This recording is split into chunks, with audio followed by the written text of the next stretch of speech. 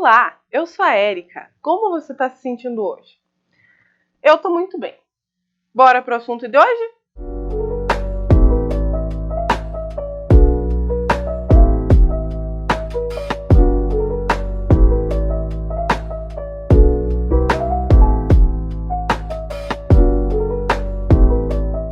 Cara, eu quero trazer um assunto que me incomoda um pouco. Que é o seguinte, muitos adultos, pais, avós, tios, vão em casas de produtos naturais para procurar chás para bebês e crianças. E assim, os motivos são diversos. Ah, tá com diarreia, tá com gripe, tá com febre, tá isso, tá aquilo. E assim, eu entendo perfeitamente o que é um desespero de um pai, de uma mãe, quando a criança não para de chorar, quando você quer ajudar e não pode, e você recorre pro que der, né? Só que assim, gente, primeiro de tudo, nenhum, que fique bem claro, nenhum chá é indicado para crianças abaixo de 5 anos. Nenhum. E acima de 5 anos é alguns em específico. Você não pode dar chá para uma criança. Você não deve dar chá para uma criança. Esses dias chegou lá na loja um senhor, ele foi pedir chá porque a pessoa estava com diarreia. Queria prender o intestino de volta. E chegou lá com o nome de um chá em específico. Ah, eu quero o chá X. Daí eu falei, eu tenho aqui e tal, né? Daí ele falou, olha, é para uma pessoa com diarreia e tal, não sei o quê. Vai ajudar? Eu falei, olha, na verdade não. Nenhum chá vai ajudar a prender o intestino, ele vai ajudar a soltar. Todos os chás vão provocar ou a diarreia ou a urina em excesso, né? Porque ele é diurético, ele vai fazer sair as substâncias do teu corpo. Aí eu perguntei, quantos anos tem a pessoa que vai tomar? Ah, é um bebê de 6 meses, o cara falou. Aí eu falei, viu, na realidade sim, como ele é um bebê, muito provavelmente o pediatra já indicou alguma coisa. Ah, ele indicou, mas eu queria outra coisa. Eu falei, viu, você não pode dar chá pra criança. Você vai fazer mais mal dando chá pra criança do que não dando. Você sabe que ele deu uma risadinha amarela e levou o chá.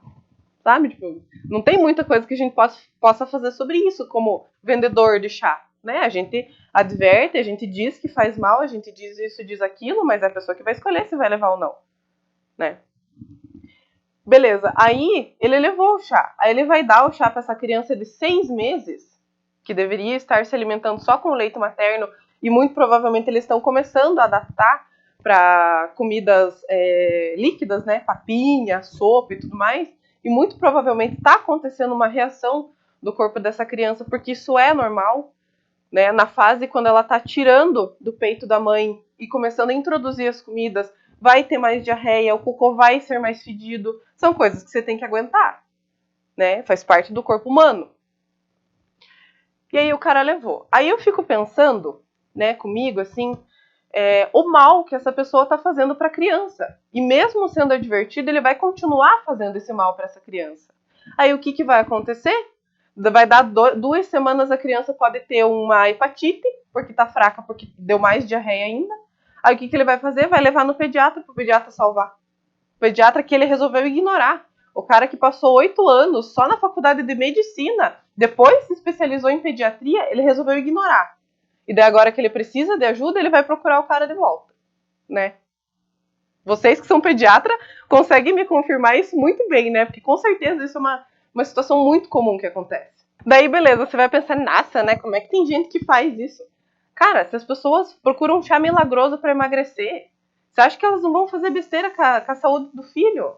As pessoas, elas não procuram se informar realmente do que acontece com o corpo humano quando você ingere uma determinada substância. Nem para eles. Você acha que para uma criança vai? Não vai. Isso é uma coisa muito comum. Isso é uma coisa que tem que ser abolida. Eu vou dar um exemplo aqui de um chá que é muito vendido, até como um emagrecedor, porque ele também é diurético, que é o chá verde. O chá verde, ele tem, né, suas propriedades, tal, mas ele também tem contraindicações. O chá verde está incluso na Relação Nacional de Plantas Medicinais de Interesse ao Sistema Único de Saúde, que é o RNSUS, uma lista elaborada pelo Ministério da Saúde com base em espécies vegetais já utilizadas nos serviços de saúde estaduais e municipais que foi estudada com base no conhecimento tradicional em estudos químicos e farmacológicos. E de acordo com o Pivato, que é um estudante, pesquisador, ele diz o seguinte: o estudo sistemático das plantas utilizadas pelo SUS é de extrema importância, uma vez que a uniformidade de concentração dos componentes presentes na maioria das plantas vendidas nas feiras e, dependendo da época do ano, local e coleta, talvez os princípios ativos não estejam presentes. Assim, o uso de um chá teria apenas o efeito placebo. E se você não sabe o que é efeito placebo, vai procurar. Deixa a tua ignorância de lado, no bom sentido da palavra, no sentido de não saber, e vai procurar para deixar de ser ignorante. O chá verde, quando ele é consumido de forma excessiva, ele pode causar náusea, enjoo, vômito, diarreia. Com a diarreia pode dar uma baixa de imunidade, porque você está jogando para fora muitos nutrientes que você absorveria. Né? Então, assim, as reações são adversas. E outra, se você tem algum problema cardíaco, o chá verde vai te fazer ficar pior, ele pode fazer você desmaiar. Inclusive, o uso em excesso do chá verde pode danificar o teu fígado, porque é o fígado que é o responsável por absorver substâncias como ferro. E aí, quando você toma chá verde demais, o teu fígado não vai absorver a quantidade que deveria do ferro, porque ele vai fazer e ir embora, né? Quem tem insônia também não pode consumir o chá verde, porque o chá verde tem cafeína, cafeína deixa ligadão. Crianças, mulheres grávidas ou lactantes, está proibido o uso dessa substância. Está proibido pela Anvisa. O chá verde também não pode ser consumido por quem tem úlceras gástricas, gastrite, problemas no fígado, problemas no rim. O chá verde pode interferir, inclusive, na reação de remédios que você toma, como anticoagulante, remédios para colesterol. Então, assim, esse é um chá muito procurado, inclusive para crianças. Isso não é uma coisa assim tão incomum de você ver. Você entra numa casa de chá, numa casa de produtos naturais, você vai ter o chazinho lá. Não é proibido fazer a venda de chá, de forma alguma. Só que, assim, todos os chás, para serem usados de forma terapêutica, você precisa ter uma indicação do médico. Ali em Três Barras, por exemplo, eu já recebi alguns clientes que vieram com a listinha do médico e o médico receitou, inclusive, a quantidade certa que é para a pessoa tomar. Aí, bonito, né? Você vai lá, intoxica a tua criança, quem que você vai procurar? O pediatra. E às vezes não tem milagre não, tá? Às vezes não tem como reverter. Tem outros chás, por exemplo, que podem causar paralisia total do corpo. Ou seja, você vai dar um chá para tua criança dormir melhor, no dia seguinte ela não consegue levantar, porque os músculos dela e os nervos travaram. E ela não consegue mais andar, ela não consegue fazer mais movimento nenhum. Bonito, né? Então, assim, tomem muito, mas assim, muito cuidado. Se você toma um cuidado de 100% no teu corpo, tome de 500% no corpo da tua criança. Você está sendo responsável por criar essa vida.